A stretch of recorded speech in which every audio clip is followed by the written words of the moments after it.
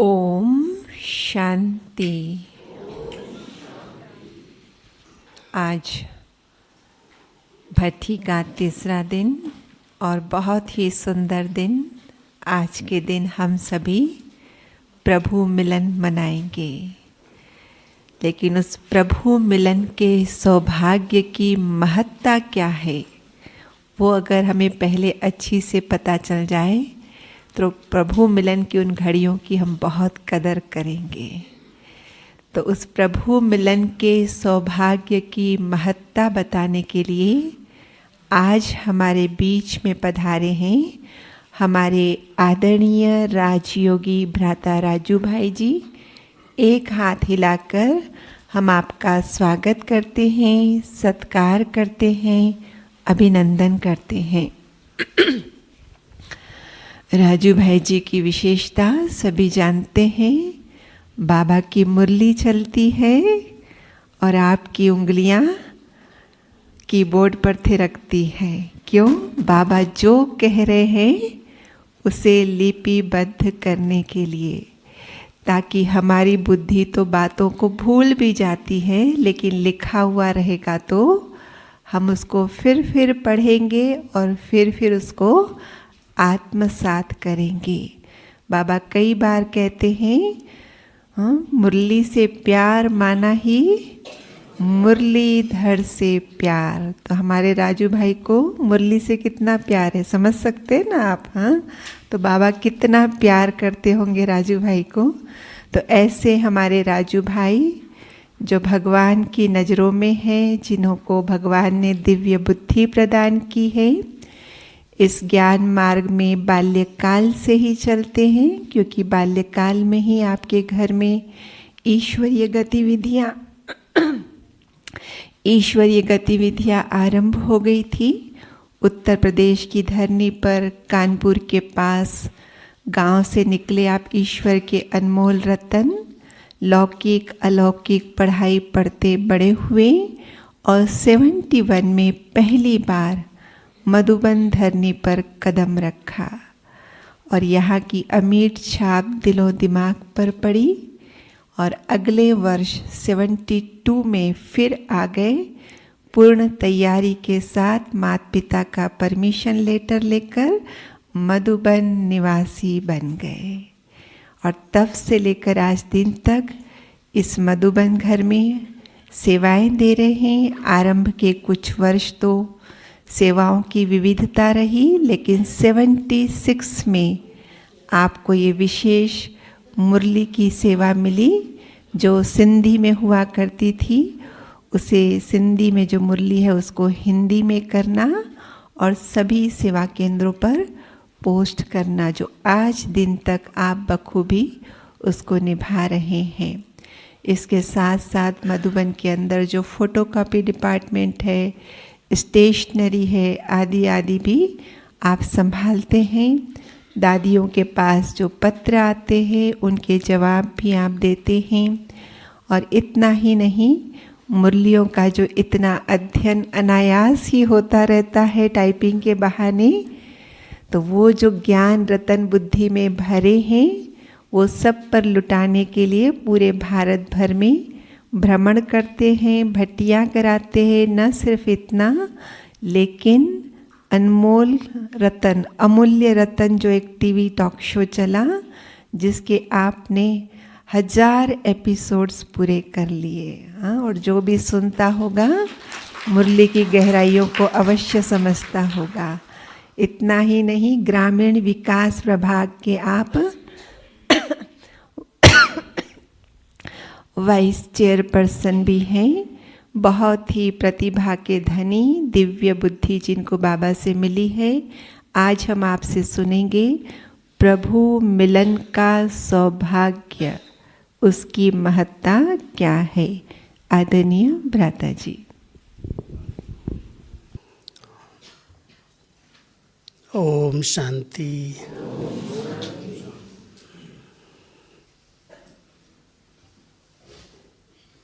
बाबा के इस बेहद घर में, इस तपस्या भूमि में बाबा की चरित्र भूमि कर्म भूमि में आप सभी को तपस्या करने का बहुत सुंदर गोल्डन चांस मिला है। बहुत अच्छी तरह से आप सभी एकांत में बाबा के साथ मिलन का अनुभव कर रहे होंगे। एक था साकार मिलन, जब ब्रह्मा बाबा हम सबके बीच में थे। बहुत थोड़े बच्चों ने वो मिलन मनाया। और उसके बाद जब बाबा व्यक्त हुए,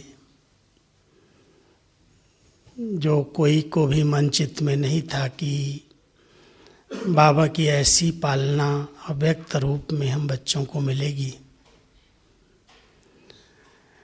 उसका हम सब ने बहुत समय तक देश विदेश में लाखों बच्चों ने लाभ लिया। 33 साल 32-33 साल साकार के साथ रहे, उनसे मिलन मनाया। और उसके बाद 48 साल तक अव्यक्त रूप में बाबा ने गुलजार दादी जी के माध्यम से इतनी अच्छी हम सबकी पालना की। बहुत गहरे ज्ञान योग के राज सुनाए और उसके आधार से पूरे विश्व में ब्राह्मण परिवार दिन प्रतिदिन वृद्धि को प्राप्त हुआ। साकारी और आकारी पालना बहुत सी आत्माओं ने ली, लेकिन ड्रामा की सीन परिवर्तित होती है। अभी बाबा अपने वतन से अपने बच्चों की पालना कर रहे हैं और ये ऐसी वंडरफुल पालना है कि अगर किसी बच्चे ने बहुत प्यार से बाबा शब्द भी कहा है, दिल से कहा है, पहचान से कहा है, तो बाबा उसको अपनी हाजिरी का अपनी शक्ति और सकाश दे कर के संपन्न कर देते हैं, भरपूर कर देते हैं। भले हम बाबा मिलन के दिन रखते हैं, ये तो एक ग्रुप आए, कायदे से बाबा की सन्मुख में मुरली सुने, वो एक विधि बनाई गई। लेकिन ये प्रभु मिलन तो ब्राह्मण आत्माएं सदा ही करती रहती हैं। बाबा जब अव्यक्त रूप में आते थे तो हम सबको एक बात कहते थे, बच्चे इसके अंदर भी बहुत बंधन है। समय का बंधन है, तन का बंधन है। और इतने सब बच्चों को अगर बाबा मिले तो कितना समय देना पड़े। आप सब मेरे पास वतन में आ जाया करो। वतन में जितना समय चाहिए मिलो, रूह रिहान करो। कोई बंधन नहीं है, समय की सीमा नहीं है। तो बाबा का अव्यक्त होना और अव्यक्त के बाद अव्यक्त पार्ट का पूरा होना, मैं समझता हूँ इसमें बेहद में जाने का एक बहुत सुंदर अवसर मिला है। हर एक आत्मा का डायरेक्ट बाबा के साथ कनेक्शन है, कोई इनडायरेक्ट तो बाबा ने किसी का कनेक्शन जोड़ा नहीं है। और डायरेक्ट कनेक्शन की बहुत वैल्यू होती है। डायरेक्ट कनेक्शन में कभी लाइट जाती नहीं है, सदा लाइट जलती रहती है। एक छोटी सी कहानी सुनाता हूँ आपको मधुबन की। यहाँ पर जब राजस्थान के गवर्नर चन्ना रेड्डी जी बने तो वो बाबा के बहुत स्नेही बच्चे थे। और जब उनका 1-2 मास गर्मियों में माउंट आबू में इस गवर्नर हाउस में रहना होता था, तो वैसे नियम अनुसार कोई भी अधिकारी, कोई भी बड़ी पद वाले किसी संस्था में एक बार जा सकते, एक दिन। लेकिन वो रोज़ शाम को तैयार होके सबको, अपनी सिक्योरिटी को कहते थे, हमें पांडव भवन जाना है, वहाँ योग करना है, वहाँ जाना है। तो रोज़ की दिनचर्या में जब भी वो माउंट आबू रहे तो शाम को यहाँ आ जाते थे और यहाँ आकर के दादियों से मिलना, योग जहाँ चलता था योग में बैठना, कोई कार्यक्रम होता था उसमें एक स्टूडेंट की तरह आके बैठ जाते थे। ऐसे नहीं उनको कोई सीट ही चाहिए। तो एक बार यहाँ पर बैठे थे तो बार बार लाइट जाती थी। तो लाइट जाती थी तो अपने अधिकारियों को बुला के पूछा कि गवर्नर हाउस में तो कभी लाइट जाती नहीं है, यहाँ पर क्यों लाइट जाती है? बहुत पावरफुल आत्मा थी वो, यहाँ क्यों लाइट जाती है? तो बेचारे वो क्या बोले, तो उन्होंने कहा साहब हमारे सरकारी जो ऑफिसेज हैं, घर हैं, वहाँ तो डायरेक्ट कनेक्शन है,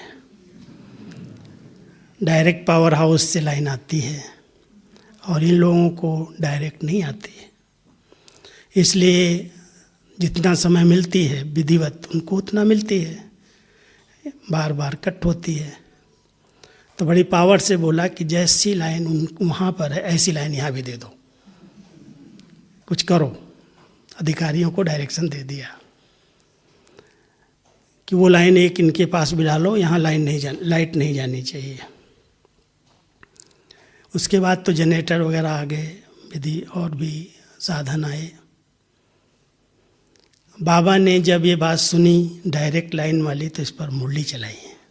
अव्यक्त बाबा विशेष करके कई बातें ऐसी मुरली में सुनी होंगी आपने।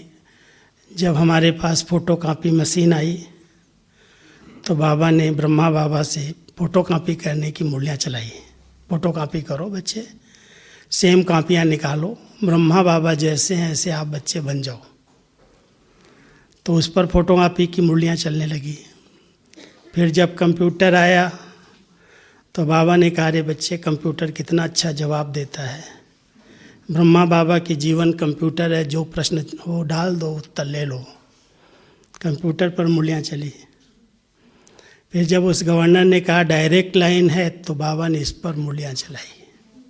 कहा बच्चे आप बच्चे तो बड़े भाग्यशाली हो, आपकी डायरेक्ट लाइन है, कनेक्शन है, कभी आपके पास तो अंदर लाइट जानी नहीं चाहिए, सदा ही कनेक्शन जुड़ा हुआ रहे। लेकिन ध्यान देना कभी कभी ज़्यादा लोड डाल देते हैं तो फ्यूज उड़ जाता है और फ्यूज फिर जोड़ना अगर नहीं आता है तो अंधेरा हो जाता है। तो मेरे बच्चे डायरेक्ट लाइन होते हुए भी कभी कभी अपने ऊपर बहुत लोड ले लेते हैं और लोड लेने के कारण कंफ्यूज हो जाते हैं, क्या क्यों कैसे के प्रश्नों में उलझ जाते हैं, तो फ्यूज उड़ जाता है। तो हम सब बाबा के बच्चों को ये भी बहुत बड़ा भाग्य है। भले हम कई होंगे जिन्होंने अव्यक्त बाबा से भी मिलन नहीं मना पाया होगा। हैं कोई इस सभा में बैठे हैं? अच्छा हैं, फिर भी हैं, थोड़े हैं लेकिन हैं। क्योंकि 2017 में बाबा ने कह दिया था समापन वर्ष। अचानक ही बाबा से पूछ रहे थे बाबा अगले साल क्या करें, अगले साल कैसे प्रोग्राम रखें, तो बाबा के मुख से निकला समापन वर्ष, समाप्ति वर्ष है। सोचा नहीं किसी ने, बाबा ने उसको थोड़ा सुना करके बोल करके अचानक और फिर चेंज कर दिया। लेकिन सचमुच बाबा ने अपने इस पार्ट को समेट लिया। 2017 31 तारीख थी, बाबा का वो लास्ट मिलन था। दिल्ली वाले ही थे। तो बाबा ने वो मिलन समाप्ति वर्ष करके पूरा किया। लेकिन उसके बाद हम देख रहे हैं कि बाबा की अलौकिक पालना। बाबा के घर में कोई भी आए हैं देश विदेश से, कभी भी आए हैं तो बड़े अच्छे अच्छे अनुभव करते हैं, सन्मुख के अनुभव करते हैं, टचिंग्स आती हैं। कई बार तो कहते हैं जब बाबा आते थे मुरली चलाते थे, उसके बाद जो हमारे संकल्प चलते थे उनसे हम मुक्त हो गए। कईयों के बहुत संकल्प चलते थे, कोई लोग स्टेज पर जा रहे हैं, कोई बाबा से डायरेक्ट टोली ले रहे हैं, कोई को चांस मिलता है, कोई को नहीं मिलता है, तो बड़ी सारी बातें करते थे उल्टी सीधी। तो वो भी सब संकल्प समाप्त हो गए और बाबा ने भासना और पालना तो बच्चों को देनी ही है, मिलन मनाना ही है। केवल विधि परिवर्तन होती हैं और उस विधि को हम यथार्थ रीति से अगर महत्वपूर्ण समझते हैं, कैसे इसको हम अनुभव करें, कैसे मिलन मनाएं, तो आज मैं आपको 5-6 बातें सुनाता हूँ जो मेरे ध्यान पर रहती हैं। क्योंकि साकार में जब बाबा आते थे, मना व्यक्त रूप में भी जब दादी जी के तन में साकार में आए हैं, तो भी कईयों ने नहीं पहचान पाया। अच्छे अच्छे बच्चे भी नहीं पहचान पाते थे कि बाबा आए और चले भी गए। एक बार इस सभा में हमारी बहनें नए नए स्टूडेंट्स को बड़े भावना से ले आती हैं, समझती हैं कि मधुबन में जाएंगे, बाबा से मिलेंगे तो निश्चय बुद्धि हो जाएंगे, पक्के हो जाएंगे और स्नेही सहयोगी बनेंगे। तो एक बहुत अच्छे VIP को लेके आई, डॉक्टर थे, उनकी खूब सेवा की होगी, बहनों की सेवा करते थे, फ्री सेवा करते थे। तो बहनों ने कहा चलो आपको बाबा से मिला के लाते हैं, और बाबा से मिलाने के लिए आए। उनको आगे ही सोफे पर बिठा दिया गया। दादी आई, दृष्टि दी, ट्रांस में गई, बाबा आए, पूरी मुरली चलाई, फिर मिलन मनाया, चले गए। और फिर वो डॉक्टर साहब अपनी दीदी को बोलते हैं कि बाबा कब आएंगे, बाबा कैसे आएंगे, बाबा तो आए नहीं इतने देर से। ये तो बहन बैठी थी, अपनी आवाज़ बदल करके कुछ बोल रही थी।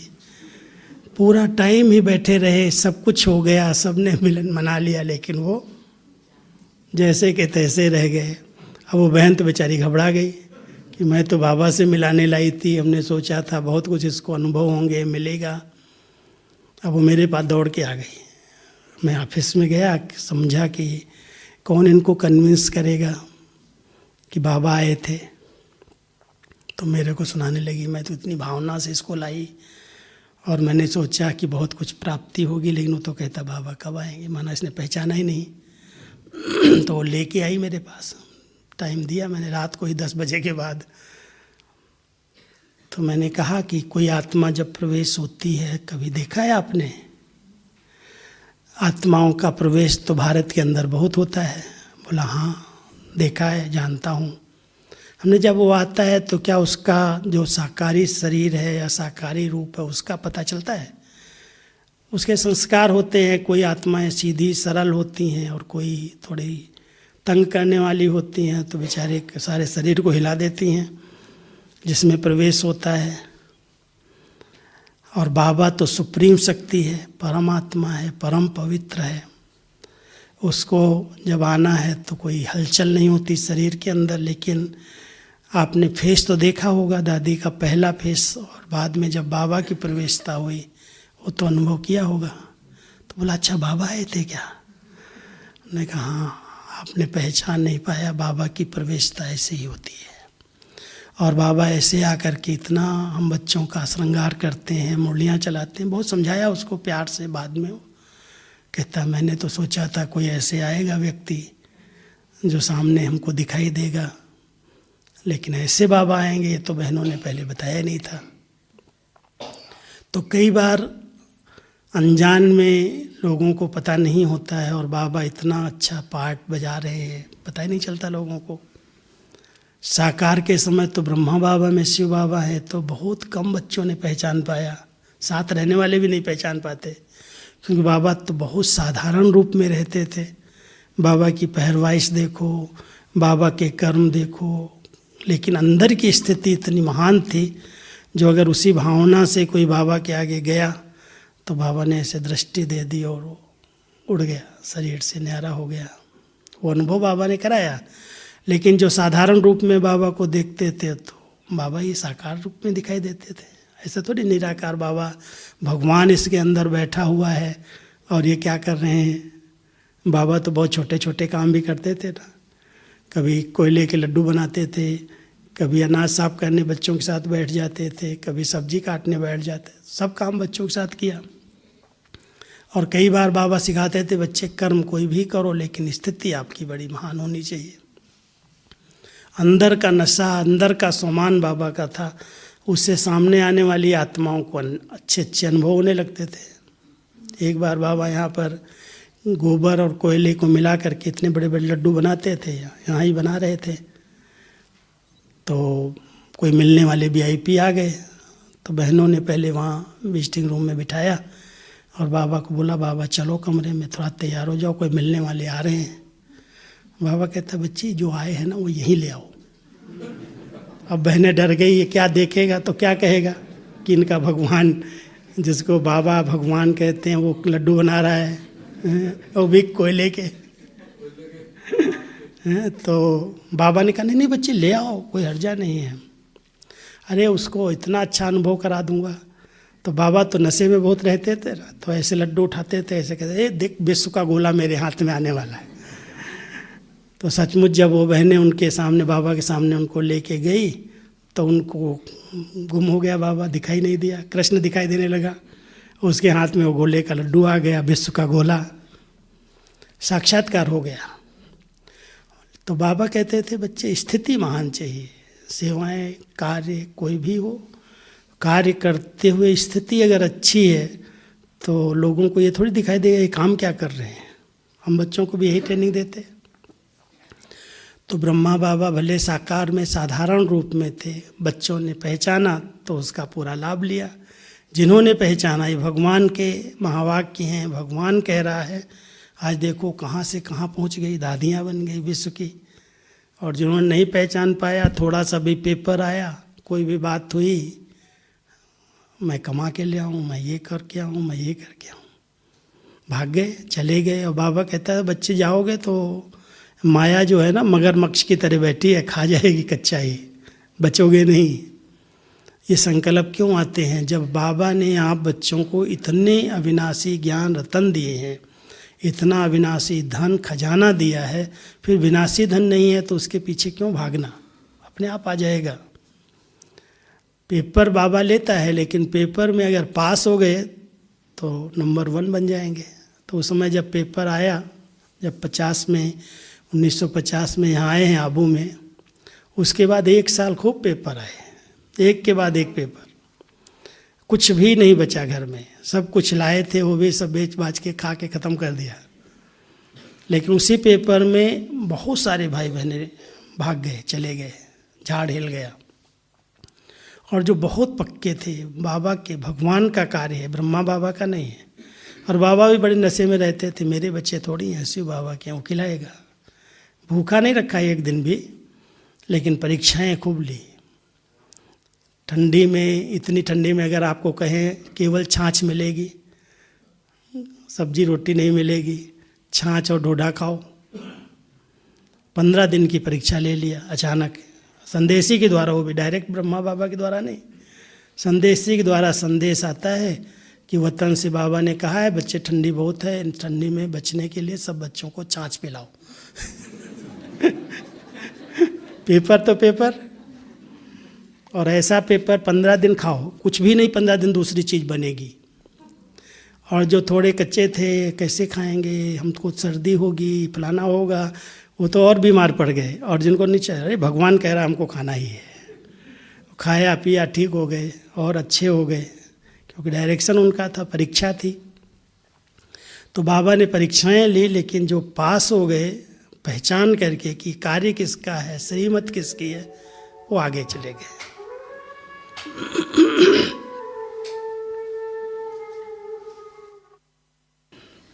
तो प्रभु मिलन का रस लेने के लिए पहली बात हमारी ज्ञान युक्त भावना चाहिए, ज्ञान युक्त भावना, अंधश्रद्धा वाली नहीं।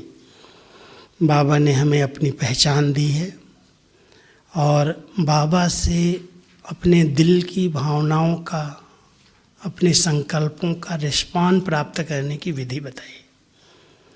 वो विधि ये है कि आप सोचो कि जैसे मैं अपनी भाषा में बाबा से रूह ध्यान कर रहा हूँ, ऐसे ही इसी भाषा में बाबा जवाब देगा, संभव नहीं है। बाबा कहता है बच्चे मैं ये लौकिक दुनिया वाली भाषा नहीं जानता हूँ, नहीं तो कोई इंग्लिश में बात करेगा, कोई मराठी में करेगा, कोई तमिल तेलुगु में करने लगेगा, तो बाबा किसकी किसकी भाषा को सीखेगा? ये तो दुनिया की भाषा है। बाबा बच्चों के दिल की भावनाओं की भाषा को जानता है। दिल की भावनाएं क्या हैं और किस भावना से बाबा कहता है, उसी तरह उसको अनुभव होने लगते हैं। उसको जो संकल्प उठते हैं उसका रिस्पॉन्ड मिलने लगता है। बहुत टचिंग अच्छी आती है। इसलिए कभी हम बाबा के सामने ऐसे बैठते हैं, मान लो बाबा के कमरे में जाते हैं, फोटो तो ब्रह्मा बाबा का ही है सामने, लेकिन जब बाबा की तरफ दृष्टि भी लेते हैं, ऐसे दृष्टि की तरफ भी देखते हैं, तो बाबा से कई बातों की टचिंग आने लगती है, रिस्पॉन्ड मिलते रहते हैं, अपने आप मिलते हैं, पूछने की ज़रूरत नहीं पड़ती और बड़े अच्छे अच्छे अनुभव होने लगते हैं अगर बहुत भावना से कोई बाबा के आगे बैठा है। मैं एक दिन की बात सुनाता हूँ। जब मैं विदेश यात्रा पर जाने की तैयारी कर रहा था, अमेरिका के वीज़ा के लिए जब कहा लोगों ने मुझे कि उसको तो कुमारों को बिल्कुल नहीं मिलती है, कई बातें सुनाई हमको। तो और दादी ने कहा जब लंदन तक जा रहे हो तो अमेरिका भी होके आ जाना। ऐसे ही कहा, मैंने नहीं कहा था मैं अमेरिका जाऊं, इधर जाऊं। तो जब सबने कहा कि आपके बैंक अकाउंट होने चाहिए, आपका ये होना चाहिए, वो होना चाहिए, और हमारे पास तो कुछ नहीं। तो मैंने अपनी फाइल बनाई। जब फाइल बन गई तो बाबा के आगे रख दिया। हमने कहा देखें ये वीज़ा देते हैं कि नहीं देते, वो तो देंगे बाद में, ये क्या कहते हैं। तो बाबा के सामने कमरे में जाके फाइल रख दिया। अकेला ही था, मैं बैठा था ऐसे और कुछ नहीं बोला। हमने कहा देखता रहूं तुझे, और बाबा की दृष्टि की तरफ देखता रहा। थोड़ी देर के बाद ऐसे लगा कि जैसे बाबा के नैन ही प्लेन बन गए और मैं प्लेन में बैठ गया हूँ और उड़ के जा रहा हूँ। पक्की बात, एकदम देख रहा हूँ जैसे। मैंने एक दो बार ऐसे ऐसे किया। हमने कहा देखे ये मेरे संकल्प तो ऐसे नहीं हैं, लेकिन सचमुच ऐसे लगा कि बाबा कह रहा हाँ बच्चे तेरा रास्ता क्लियर है, जा सकते हो। मैं गया, फटाफट वीज़ा मिल गया 10 साल का। कोई भी 2-4 प्रश्न पूछे, उनका उत्तर निर्भय होकर के दिया, तो उनको लगा कि ये सच्चे हैं, बोल रहे हैं जो, दे दिया। पूरा ही जब जाने लगे तो और लोग कहने लगे तुम भाषा नहीं जानते हो, अकेले जा रहे हो, कोई साथ ले जाओ इधर। हमने बाबा साथ नहीं है क्या हमारे, क्यों मुझे डरवा रहे हो। बहुत सारी बातें आई, परीक्षाएं आई 1-2 बार, लेकिन ऐसे स्मूथ बाबा ने पास किया जो बात मत पूछो। कैसे ऐसे अनुभव होता था जैसे बाबा मुझे साथ साथ लेके घुमा रहा है। कोई साथी नहीं है, कोई इंग्लिश जानने वाला, कोई ट्रांसलेशन करने वाला नहीं है, लेकिन बाबा ऐसे घुमा रहा है। एक जगह मैं न्यूयॉर्क में फंसा था, माना हमको अपने भाई बहनों ने एरोड्रम के अंदर छोड़ दिया, सामान दे दिया और मैं अकेला था, बैठा था। थोड़ी देर के बाद अनाउंस होता है कि ये फ़्लाइट जो हमारा फ़्लाइट नंबर था 12 घंटे लेट है। 12 घंटे लेट है और कारण था बरसात बहुत पड़ रही, इसलिए वहाँ से फ़्लाइट नहीं उड़ सकती है। आई ही नहीं है तो जाएगी कहाँ। अब मैं बैठा था, हमने बाबा ये क्या 12 घंटा यहाँ बैठना पड़ेगा। और मैं जहाँ से आया हूँ उसका भी मैंने फ़ोन नंबर नहीं लिया कि मैं उसको बता दूँ भाई 12 घंटे यहाँ मैं बैठा हूँ। बैठा रहा, बाबा को याद करता। थोड़ी देर के बाद मेरा नाम अनाउंस हुआ, तो मैं अनाउंस सुन करके मैं पहुंच गया। अनाउंस करने वाले ने क्या है, कहती आपका फ़ोन आ रहा है, बात करो। मैं बात किया तो वहाँ से बात, जहाँ हमको उतरना था वहाँ से फ़ोन आ रहा है कि आपकी फ़्लाइट तो 12 घंटे लेट है, मैं देख रहा हूँ, लेकिन मैं आपकी अगर दूसरी फ़्लाइट में बुकिंग करा दूँ तो उसमें आ जाएंगे। सामान नहीं मेरे पास कुछ भी, सामान तो चला गया इस फ्लाइट के अंदर। कहते हैं सामान की चिंता आप नहीं करो, आप आ जाओ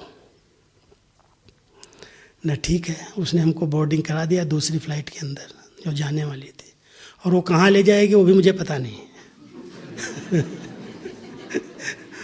क्योंकि वो एक जगह नहीं जा रही थी, 3-4 जगह से डाइवर्ट होकर के इधर उधर से लेके जाएगा। 2-3 बोर्डिंग बनी थी। ठीक है भाई बना दो। मैं बैठ गया जा करके, और जहाँ उतरा वो बहुत सुनसान वो था एरोड्रम, ज़्यादा लोग नहीं थे, 15-20 कोई होंगे, बहुत बड़ा एरोड्रम था। अभी तो याद नहीं आता कौन सा स्थान था वो। और मैं ऐसे अकेले बाबा की याद में बैठा था। मैं बाबा कहाँ पर जंगल में आके छोड़ दिया न इधर का न उधर का, जाना कहाँ है, कौन रिसीव करेगा, किधर जाना। मैं बैठा था। एक भाई दौड़ करके आया और आते ही कहता है आप माउंट आबू से आए हैं क्या। क्यों, माउंट आबू का ठप्पा लगा क्या मेरे ऊपर? हमने कहा हाँ भाई, माउंट आबू से आया हूँ, आप कहाँ से आए हैं? तो बोला मैं तो सिरोही का हूँ, सिरोही माना हमारा डिस्ट्रिक्ट का, सिरोही का हूँ। आप ब्रह्मा कुमारी के एक्टिविटी को मैं जानता हूँ और यहाँ पर मेरे बच्चे पढ़ते हैं, मैं उनसे मिलने आया हूँ, आज जा रहा हूँ भारत, लेकिन आपको देखा इस भारत के ड्रेस में आप बैठे हैं, तो मैंने कहा मैं आपसे हेलो कर लूँ। आप कहाँ जा रहे हैं? तो मैंने बोला मुझे जाना तो लॉस एंजलिस था, लेकिन मेरा डाइवर्ट किया गया है फ्लाइट और अभी डैलास पहुंचना है मुझे। कहाँ से डैलास की फ्लाइट मिलती है? कहता लाओ लाओ मुझे दो अपना बोर्डिंग पास, मैं ढूंढ के आता हूँ कहाँ जाते। वो बेचारा सब कुछ करके आया, मुझे प्लेन में बिठा के गया, कहाँ से आ गया था पता नहीं। मैं प्लेन में बैठा और जब उतरा जा करके डैलास में, तो 2 कुमार रिसीव करने वाले खड़े थे और मुझे देख करके दौड़ के आ गए, भाई साहब आप पहुँच गए? हमने कहा आ गए, 2-3 घंटे में पहुँच गए हम। और पहुँचे तो हमने कहा भाई सामान तो मेरे पास कुछ नहीं है, केवल एक हाथ का छोटा सा बैग था। कहता सामान तो आ गया आपका, वहाँ रखा है। तो ऐसे कई बार डरवाने की बातें आती हैं, लगता है विदेश में बैठे हैं, ऐसे ऐसे हैं, कहाँ बाबा साथ है। लेकिन अगर हम बहुत सच्चे भावना से बाबा को याद करते हैं, बहुत दिल से बाबा को याद करते, तो बाबा का शब्द सुना है ना, मुझे दिल से बाबा को मैं हाजिर हो जाता हूँ। अब इतना अच्छा संबंध होना चाहिए कि दिल से बाबा निकले और बाबा हमारे साथ आ जाए। सर्वव्यापी नहीं है, लेकिन भावना से, भावना का भाड़ा तो देता है। अगर भावना से कोई बाबा को प्यार से कहेगा तो मिलन क्या है। मैं कहता हूँ साकार में 1 घंटा 5 बाबा आए, 2 घंटा आए, वो मिलन मना लिया, फिर गए वैसे के वैसे हो गए, मुरली सुन लिया चले गए, हाँ हम भगवान से मिल के आ गए। लेकिन अगर सच्चे दिल की भावनाएं हैं तो आप कहीं भी रहो, कैसी भी स्थिति में हो, बाबा आपको अपने साथ का, अपने मिलन का अनुभव कराएगा। और बाबा का एक शब्द याद रखना कि संगम युग पर भगवान को यूज करो, यूज करो, आर्डर से यूज करो, सच्चे प्यार से संबंध बना करके यूज करो कि बाबा अभी संगम पर हमारे सदा साथ साथ रहते हैं, वायदा है, लेकिन एक निश्चय चाहिए, बहुत सच्चा निश्चय, विश्वास जिसके अंदर हो निश्चय में। दूसरा सच्चे दिल की भावनाएं चाहिए, और भावनाओं में बहुत अच्छा प्यार चाहिए, ऊपर ऊपर की भावनाएं नहीं, बहुत दिल के सच्चे स्नेह की भावनाएं चाहिए। तो जहाँ सच्चे दिल का प्यार है, भगवान को प्यार की रस्सी में बांधा जाता है। वो रस्सी में बंध नहीं सकता है। दिखाते हैं ना, गोपियाँ बांधने की कोशिश करती थी, कई बार इसमें भागवत के सीन में दिखाते हैं कि जब नटखट करता था, किसी की मटकी फोड़ देता था, तो गोपियाँ चिढ़ करके उसको बांध देती थी, और जब बाद में देखती थी तो वो बंधा हुआ नहीं लिख रहा, उसका पति बंधा हुआ मिलता था। तो बंधता नहीं है ऐसे वो, लेकिन बंधन प्यार का है, स्नेह का बंधन है, उस बंधन में बंध जाता है। तो वो तो यादगारें बनाई है ना, लेकिन संगम पर उस साकार रूप में तो हम श्री कृष्ण को बांध नहीं सकते थे, लेकिन निराकार को प्यार की रस्सी में तो बांध सकते हैं। तो हम सब बाबा के बच्चे इतने स्नेह से बाबा शब्द का ही उच्चारण कर लें, बाबा आप मिले, आपने क्या से क्या बना दिया।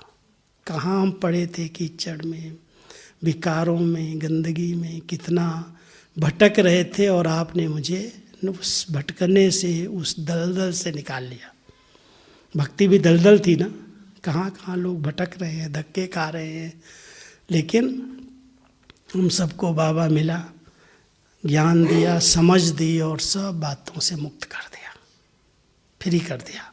तो जितना उनके प्रति दिल की प्यार की भावनाएं हैं, सच्चे दिल का स्नेह है और समर्पण भाव है। गुलजार दादी का एक शब्द सुनाता हूँ। दादी क्लास कराते कराते एक बार बोली कि तुम लोग अपने विवेक को अर्पित कर दो, तब हम कहेंगे समर्पण है। समर्पण माना शरीर से समर्पण हो गए नहीं, शरीर को समर्पण कर दिया और बुद्धि विवेक दुनिया में नाच रहा है, ये चाहिए वो चाहिए, ऐसा करें वैसा करें। तो दादी ने कहा तुम अपने विवेक को अर्पण करो, तब कहेंगे समर्पण। विवेक भी क्यों चला रहे हो? संगम पर बुद्धिवानों की बुद्धि बाबा है, करण करावनहार बाबा है। अगर हमने सही रीति से उसको पहचाना है तो मैं समझता हूँ अपने विवेक को भी यूज नहीं करना चाहिए, नहीं तो वो फिर उलझ जाएगा, कहीं ना कहीं प्रश्नों में चला जाएगा। ऐसे होता है, ऐसे होता है, ये हुआ वो हुआ। कई अपने बुद्धि को बहुत यूज करते हैं और बहुत प्रश्नों में उलझा लेते हैं। इसलिए बाबा हम बच्चों को कहता है, बच्चे जो ड्रामा की सीन चल रही है उसको बहुत साक्षी हो करके देखो। पिछले संडे की मुरली में योग युक्त और युक्ति युक्त बनने की विधि बताई और ब्रह्मा बाबा का मिसाल दिया। केवल 2 बातें हैं।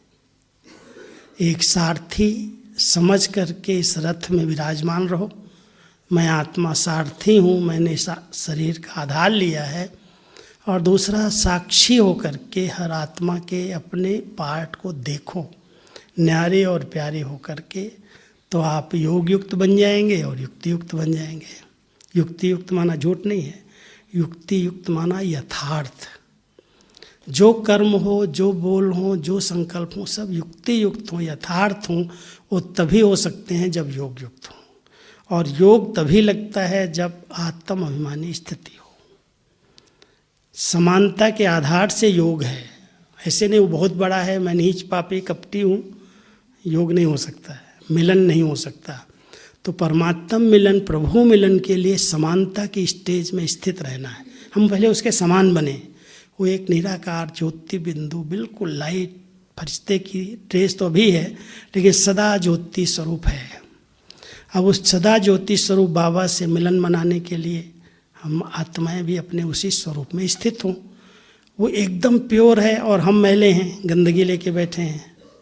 तो भी कई बार रमणीक मुरली बाबा चलाते हैं कि बच्चे, कोई जोड़ी, एक बहुत गोरा है, एक काली है, एक बहुत लंबा है, एक छोटी नाटी है, एक बहुत पतला, एक एकदम मोटे, तो भी जोड़ी अच्छी नहीं लगती। जोड़ी तो समान ही अच्छी लगती है। इसलिए अगर बाबा के साथ रहना है, मिलन मनाना है, उसका रस लेना है, तो जैसा वो है वैसे बन जाओ। और बन सकते हैं, उसकी विधियाँ बताता है बाबा। कोई शरीर की बात यहाँ नहीं आ रही है। अगर हम बहुत शुद्ध विचारों में, पवित्र विचारों में रमण करते हैं तो हम आत्मा गोरी हैं, पवित्र हैं, शुद्ध हैं।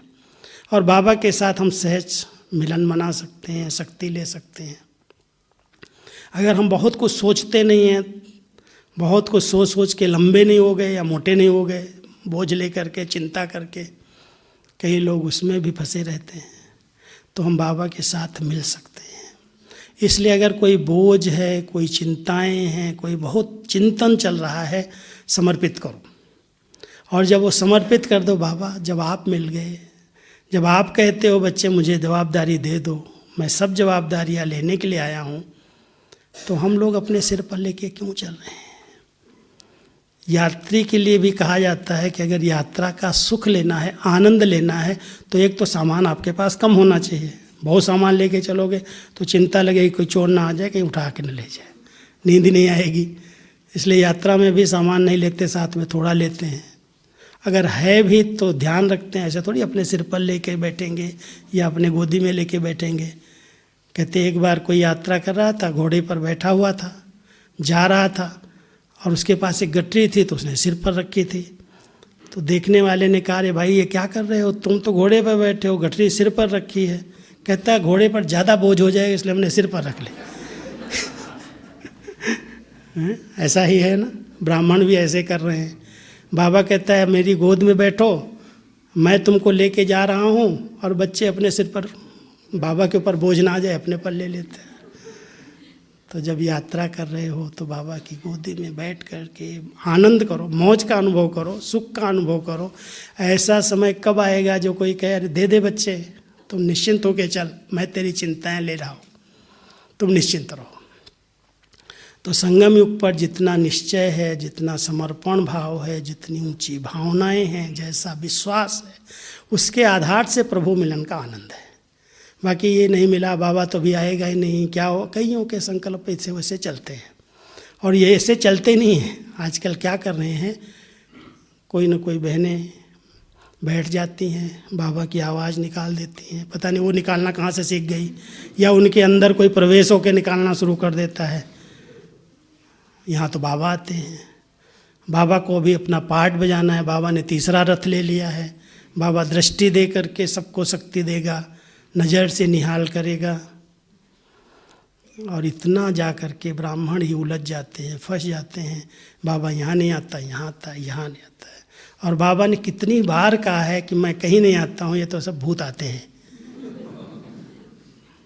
मेरा मधुबन में पार्ट है, मधुबन को छोड़ के मैं कहीं इधर उधर भटकूंगा क्या? तो आप सब बाबा के घर में आए हैं, मधुबन घर में आए हैं, बड़े सच्चे दिल से, भावना से, उसी भाव से बाबा के आगे बैठो। देखो आपको प्रत्यक्ष अनुभव होगा कि बाबा से मैं मिल के आया हूँ, बाबा से मुझे दृष्टि मिली, बाबा से मुझे शक्ति मिली, बाबा से मुझे वरदान मिले। हर प्रकार से बाबा भरपूर कर देगा, भले वीडियो चले, लेकिन मैं तो उस वीडियो को उस भावना से नहीं देखता। और शायद मेरा पार्ट उस समय जो था, मैं सामने होते हुए भी बाबा को देखता नहीं था, मेरा तो टाइप पर ध्यान रहता था। बाबा मुरली चला रहा है, मैं टाइप कर रहा हूँ, फुल अटेंशन है, कहीं एक शब्द भी मिस ना हो जाए, कान में हेडफोन है, कुछ भी हो रहा हो मैं नहीं देख रहा हूँ। बाबा को तो ऐसे देखता रहता था। लेकिन वो जो रस था, अभी रस ले रहा हूँ, अभी टाइप नहीं करता हूँ, मुरली सेट करके दे दिया। आज जो मुरली चलेगी सेट करके आ गया हूँ, सबको भेज दिया है, भाई ये मुरली चलेगी। अब वो सेटिंग करके दे दिया है, वो दिखाने वाले दिखाएंगे और मैं बाबा को देखूँगा अच्छी तरह से, मिलन मनाऊँगा, उसका आनंद लूँगा। बाबा नहीं आया नहीं आया ये भावना हमारी थोड़ी है। हमारी भावना है तो बच्चों को पालना कौन देगा बाबा के सिवाय?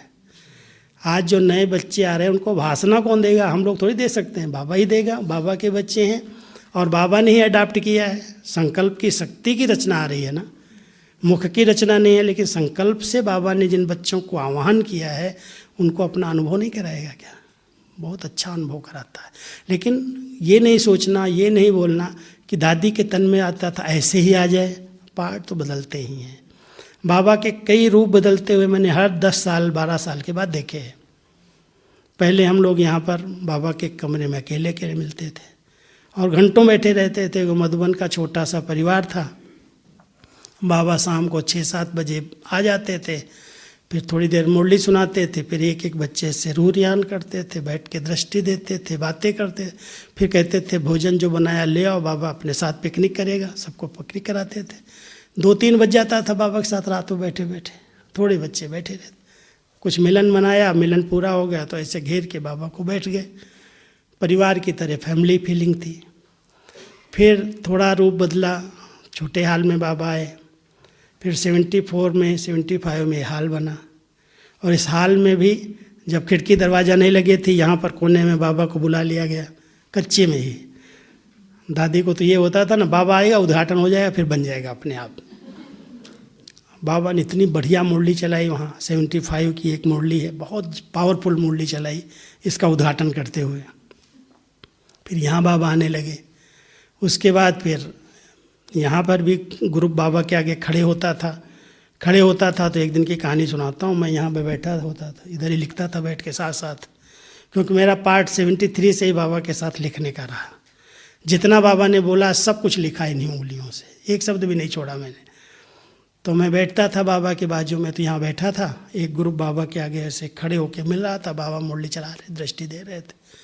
एक को पता नहीं क्या नशा चढ़ा या क्या हुआ, वो अचानक बाबा के ऊपर गिर गया और इतनी जोर से गिरा तो जब तक हम वहाँ से 2-3 भाई जो बैठे थे भागे उठाए उसको, तब तक तो दादी को चोट लग गई। बाबा थे साथ में।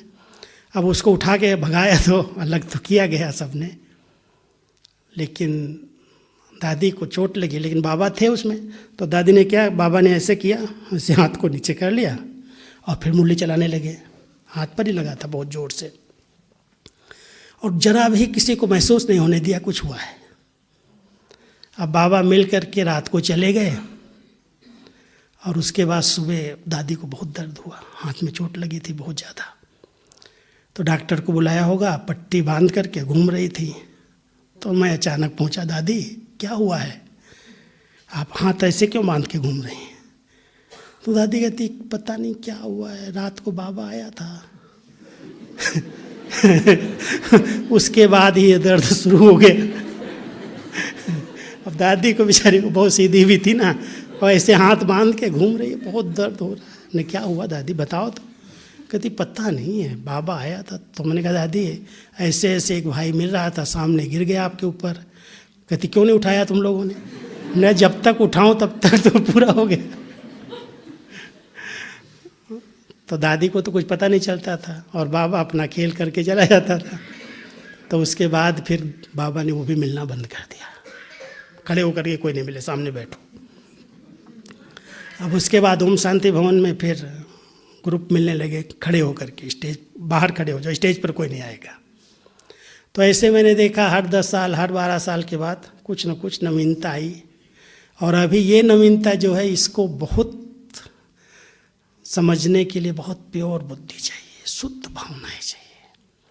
अभी आ रहे हैं, उन सबको इस भावना से आना चाहिए कि मुझे भगवान से कुछ वरदान, कुछ शक्ति पर्सनल लेकर के आनी है, मुझे लेनी है पर्सनल, कोई कहे या न कहे। अब उसके लिए बहुत उपराम स्थिति चाहिए। जितना आप सब बातों से उपराम बनते जाएंगे ना, व्यक्त और व्यर्थ, इन 2 बातों से उपराम बन जाओ। क्योंकि अव्यक्त से मिलन मनाना है, अव्यक्त से शक्ति लेनी है। तो व्यक्त के जो रस हैं, सबसे अधिक रस क्या है? बोलने का रस, सुनने का रस, देखने का रस, कईयों को खाने पीने का रस।